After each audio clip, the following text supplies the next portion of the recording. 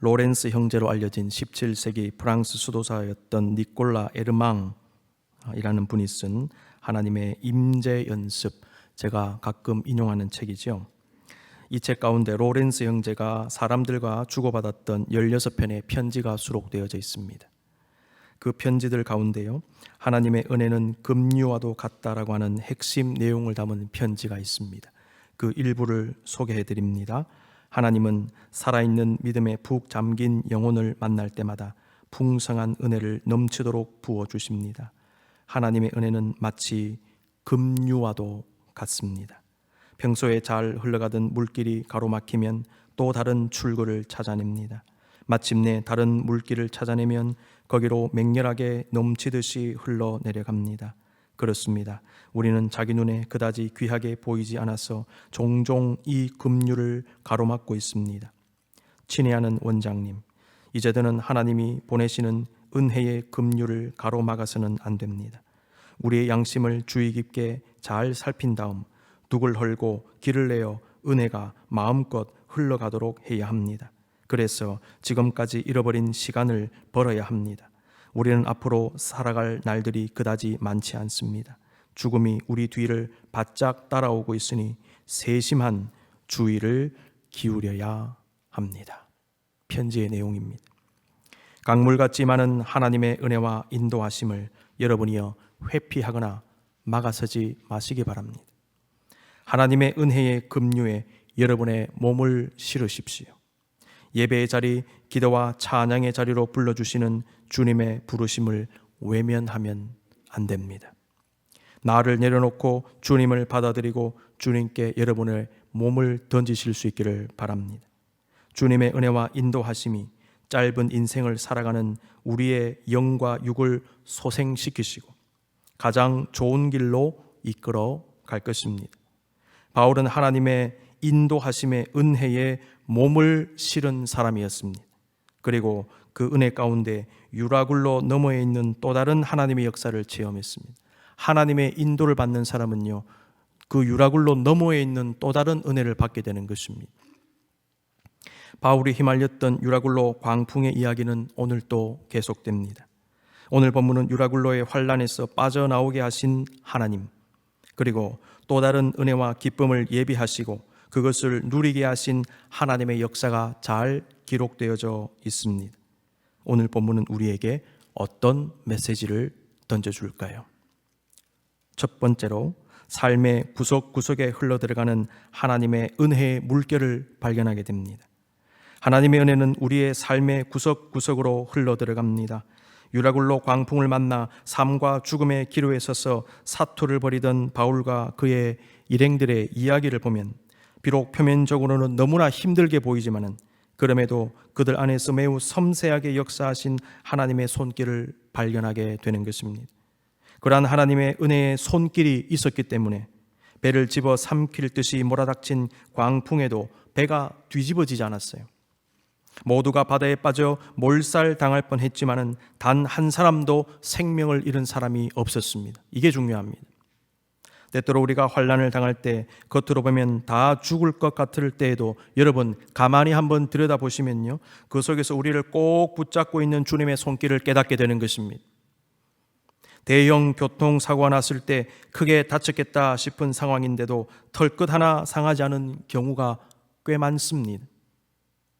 큰 환난과 시험에 들어 앞길이 안 보이는 상황에서 절망에 빠졌지만은 생각보다 쉽게 문제가 해결되어지고 예기치 않았던 새로운 길이 열리는 경우도 많습니다. 우리는 비록 인생길에서 힘들고 어려운 일을 당할 때에 감당할 힘도 없고 도와줄 사람, 필요한 재정이나 갖추어야 되는 여건이 안 되어 낙심하지만은 그 순간에도 하나님의 은혜는 우리의 삶의 깊은 골짜기까지 파고드는 강물처럼 우리에게 임한다는 사실을 여러분이요 잊어서는 안 될 것입니다. 그러므로 눈에 보이는 힘든 상황에 우리의 마음이 흔들리지 말고 믿음의 중심을 굳건히 해야 합니다. 사람은 원래 눈에 약한 존재입니다.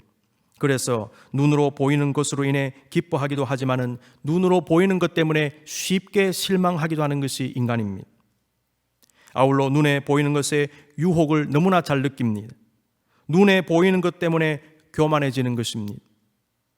우리가 보아야 하는 것은요, 육신의 눈에 보이는 것을 넘어서서 그 속에서 보이지 않게 우리를 인도하시는 하나님의 은혜의 손길인 것입니다. 여러분의 삶의 구석구석에, 여러분의 존재의 구석구석으로 임하시는 은혜의 물결을 느끼실 수 있기를 바랍니다.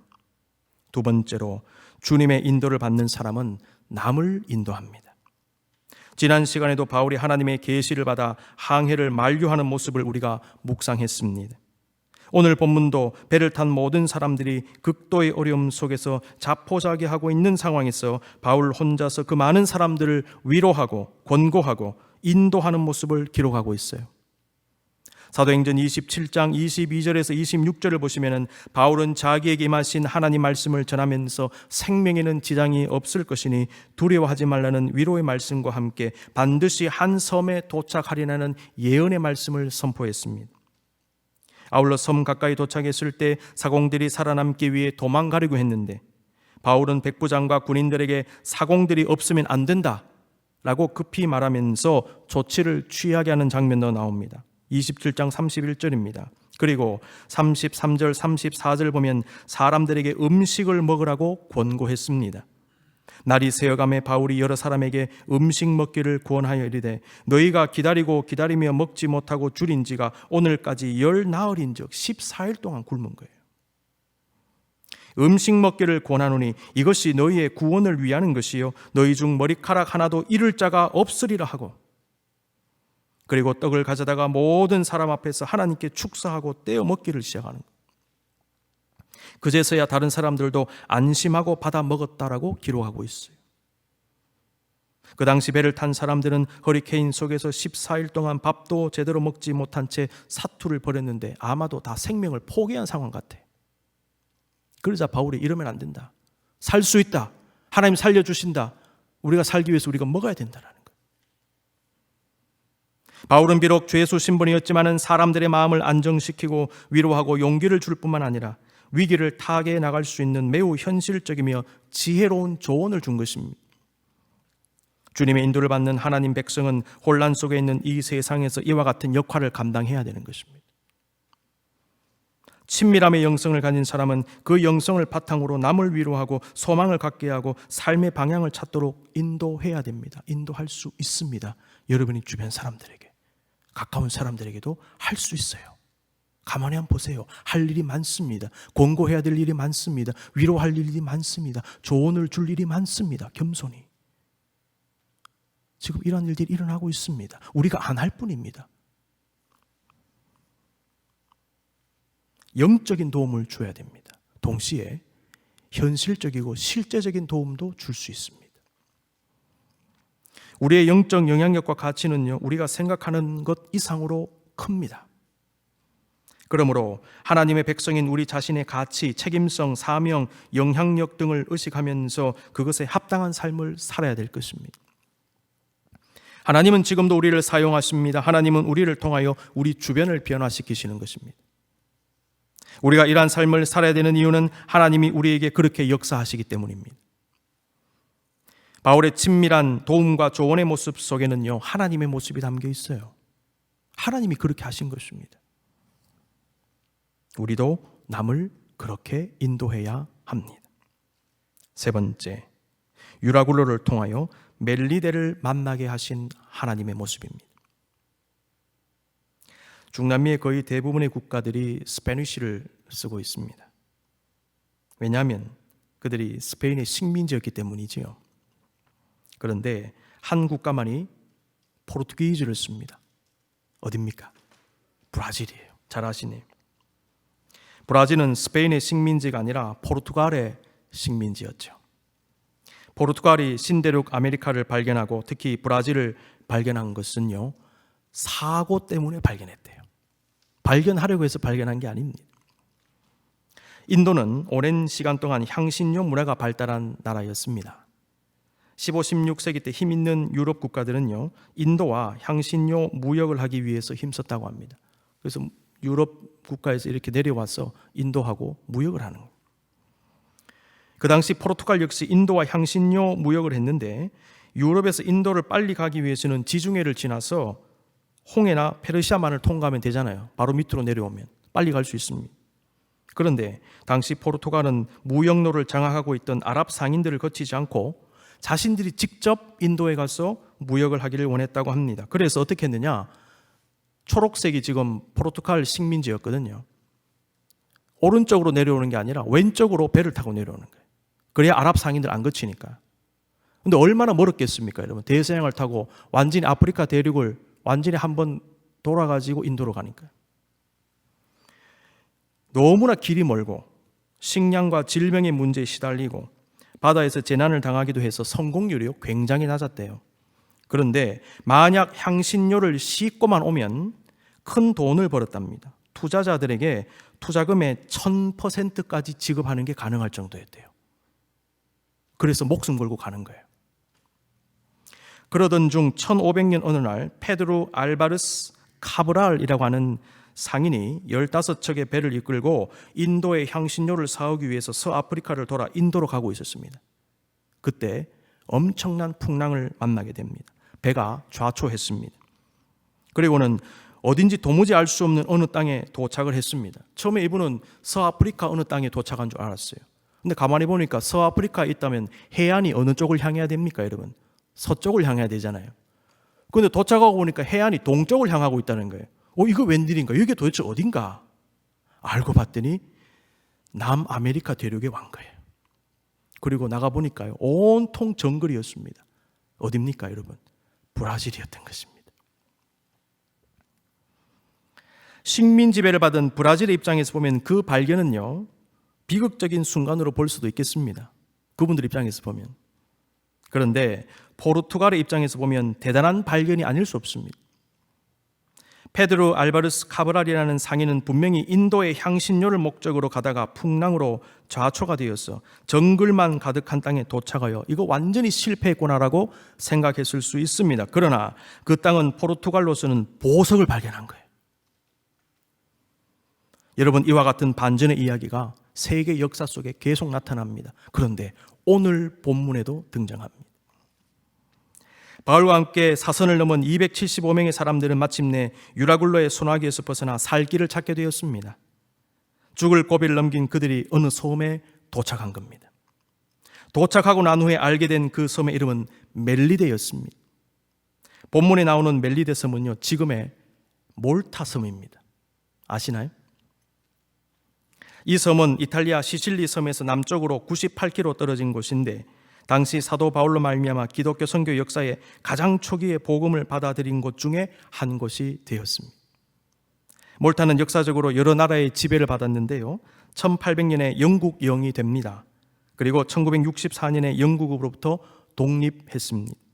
지금은 유럽연합 그리고 영국 연방에 속해 있습니다. 몰타는 세계적인 관광지가 되었고요, 인구 96%가 로마 가톨릭입니다. 당시 바울과 그의 일행들은 멜리데, 몰타 같은 작은 섬에 갈 계획이 없었습니다. 갈 생각도 하지 못했을 것입니다. 그런데 하나님은 너무나 신비롭게도 유라굴로를 통하여 멜리데로 인도하신 것입니다. 여러분, 바울에게 그 섬은 어떤 의미로 다가갔을까요? 첫 번째로 멜리데는요, 예비된 피난처였습니다.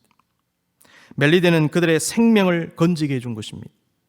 당시 허리케인 속에서 배가 무거우면 뒤집히거나 침몰할 수 있기 때문에 음식을 비롯해서 모든 짐을 다 버린 상태에서 만약 이들이 육지에 도착하지 못한다면 그들은 배에서 큰 어려움을 당했을 것입니다. 광풍이 잠잠해지는 것도 중요했겠지요. 그런데 그와 함께 그들이 구조될 수 있는 육지에 도착하는 것이 매우 중요했습니다. 그런 상황에서 하나님은 그들을 멜리데로 인도하셨고 그곳에서 3개월을 지나며 겨울을 하게 하신 거예요. 죽다 살아난 바울과 275명의 사람들이 멜리데에 도착했을 때 그곳의 원주민들이 따뜻하게 맞이해 주었습니다. 28장 1절 2절입니다. 우리가 구조된 후에 안즉 그 섬은 멜리데라 하더라. 비가 오고 날이 참에 원주민들이 우리에게 특별한 동정을 하여 불을 피워 우리를 다 영접하더라. 날이 너무 추웠기 때문에 불 피워서 데워주는 거예요. 여러분, 이 구절을 보시면요, 원주민이라는 표현이 나오죠. 이 말은 우리로 하여금 문명을 받아들이지 않는 미개한 사람들이라는 생각을 가지게 해요.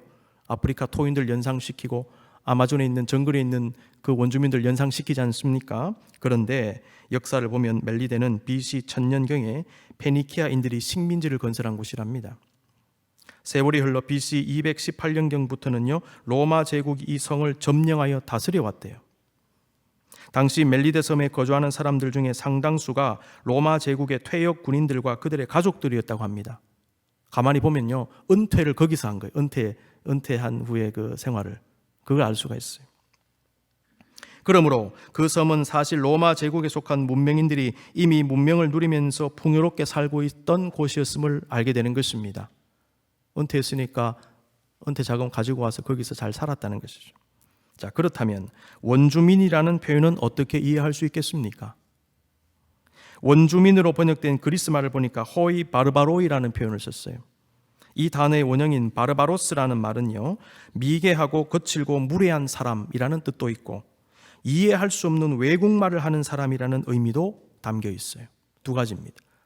문명인이 아닌 사람 그리고 외국말 하는 사람. 당시에 헬라어가 자기들 문명의 언어라고 생각했기 때문에 헬라어 쓰지 않은 사람 비문명인으로 취급을 했습니다. 그리스어 바르바로스라는 말에서 미개인이라는 뜻의 영어 단어인 barbarian이 나왔습니다. 당시 로마 사람들은 자신들은 문명인이고 그 외에 문명인이 아니다라고 생각했고 헬라어를 쓰지 않고 외국말 하는 사람들을 바르바로스로 불렀던 것입니다. 발바리안들이다 그랬죠. 여러분 지금도 영어를 쓰는 사람들이 종종 알아들을 수 없는 어떤 말을 표현할 때 뭐라고 합니까? 브라브라라고 표현하는 것입니다. 한국말은 어떻게 합니까? 어쩌고 저쩌고로 하잖아요. 그런데 영어에서는 브라브라라고 표현하는 것입니다. 이게 바르바로스하고 연결이 되는 것입니다. 당시 멜리데 섬에는 로마인들뿐만 아니라 페니키아어를 쓰는 사람들도 많았기 때문에 아마도 그들을 지칭하는 의미에서 관례적으로 호이 바르바로이라고 표현한 거예요. 그러므로 오늘 본문에 나오는 원주민이라고 표현된 사람들 속에는 우리가 생각하는 아마존 원주민 같은 분들도 물론 있었겠거니와 헬라 말을 쓰지 않는 사람들 그리고 헬라 문명을 누리는 사람들도 섞여 있었지 않았겠는가 그런 추측을 해볼 수 있겠습니다. 중요한 것은 하나님은 바울과 그 일행들을 멜리데 섬으로 인도하시고 그 섬 사람들이 따뜻한 환대와 도움을 받게 하셨다는 것입니다. 멜리데 섬은 바울 일행에게 피난처와 같은 역할을 한 것입니다. 여러분 그런데요 학자들에 따르면 공교롭게도 멜리데라는 말 자체가 피난처라는 뜻이래요. 기가 막히지 않습니까 여러분? 하나님은 유라굴로로 고통당하는 바울과 275명의 사람들을 정말 피난처로 멜리데로 인도해 주신 것입니다. 여러분이여 하나님은 우리도 피난처로 인도해 주십니다. 유라굴로를 만난 우리에게도 하나님은 우리의 피난처로 인도해 주실 줄 믿습니다. 하나님은 언제나 감당하지 못할 시험당함을 허락하지 않으시고 시험당할 때에는 반드시 피할 길을 내어 주십니다. 고린도전서 10장 13절 사람이 감당할 시험 밖에는 너희가 당한 것이 없나니 오직 하나님은 미쁘사 너희가 감당하지 못할 시험을 당함을 허락하지 아니하시고 시험 당할 즈음에 또한 피할 길을 내사 너희로 능히 감당하게 하시느니라. 여러분이요 이것이 바로 하나님의 인도하심의 은혜입니다. 멜리데는 바울과 그의 일행들을 위해 주님께서 준비해 주신 일종의 선물과도 같았습니다. 둘째로 이와 함께 우리가 생각해 볼 것은 멜리데가 바울에게 선물인 것 같이 바울 역시 멜리데에게 선물이 되었습니다. 바울과 그의 일행들은 멜리데 섬 사람들의 도움을 받았는데 그 섬의 지도자인 보블리오의 부친이 열병과 이질을 앓고 있었고요. 그 사실을 안 바울은 하나님의 은혜로 안수 기도를 통해서 그를 치유해 주었습니다. 그리고 그 섬에 있는 다른 병자들도 고침받는 역사가 일어났습니다.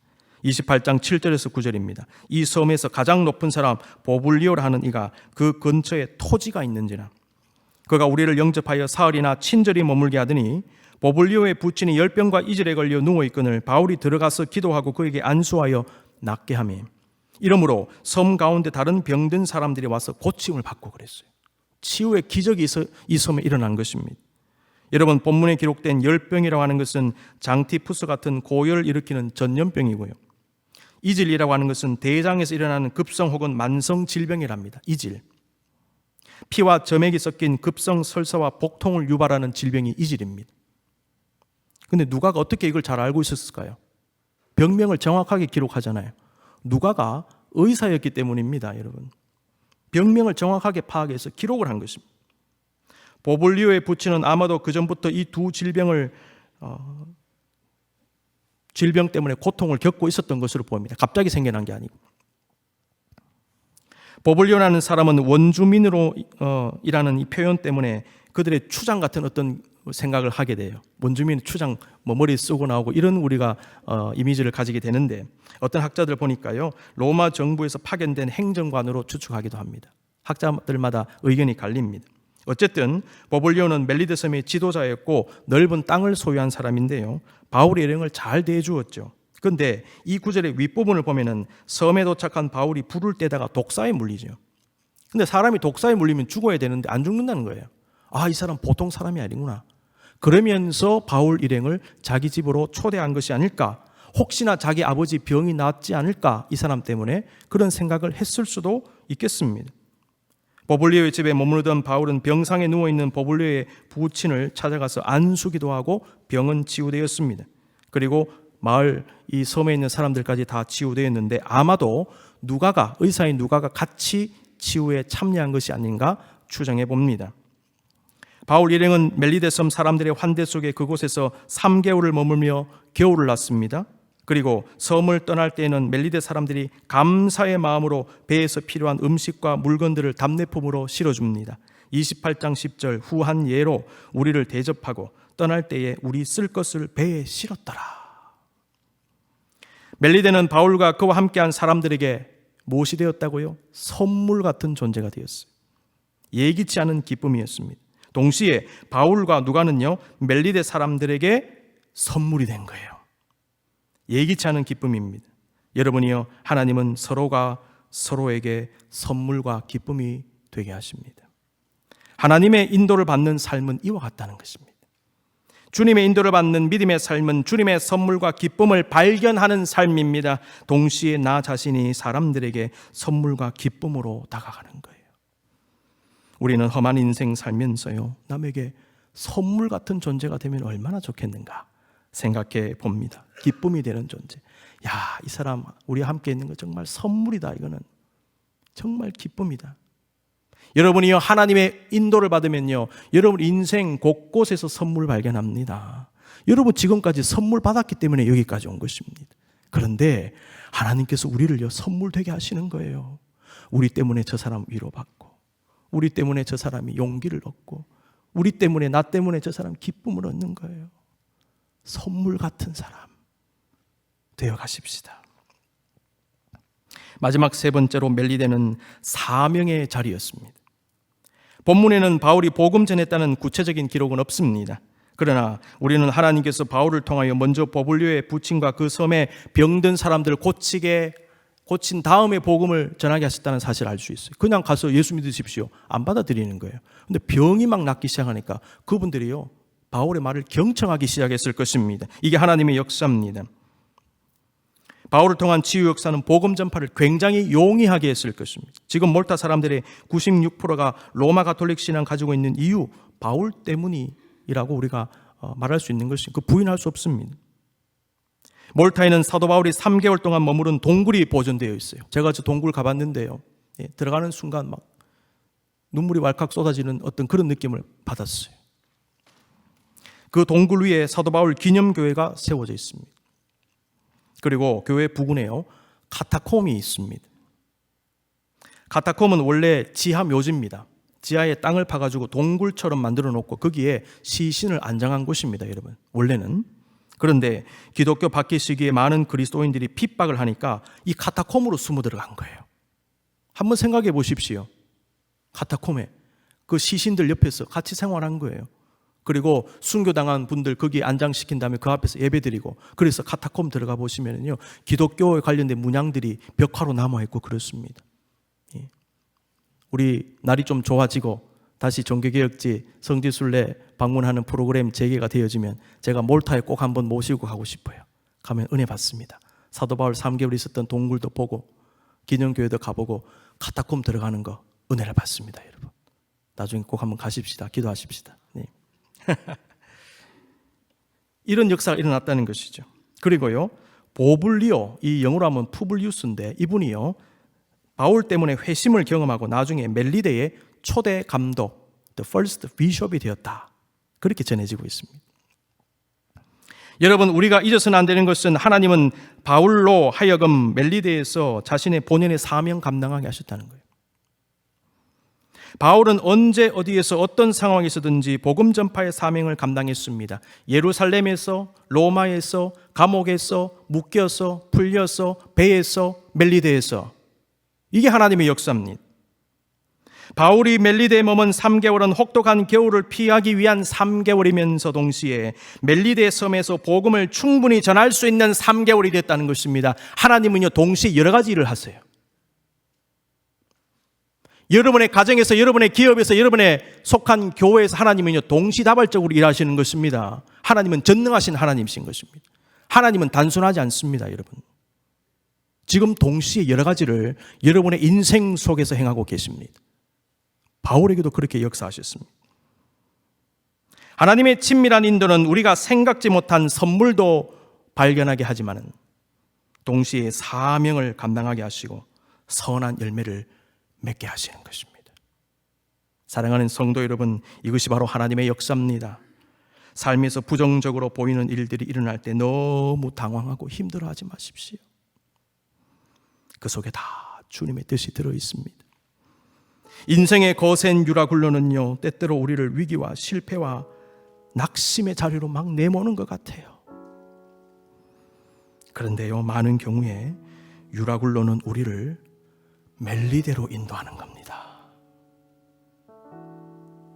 그러므로 비록 유라굴로가 힘들더라도 그것을 통해 만나게 될 하나님의 선물, 하나님의 사명, 하나님의 열매를 여러분 기대하실 수 있기를 바랍니다. 하나님 이 환난을 통하여 어떤 선물을 받게 하십니까?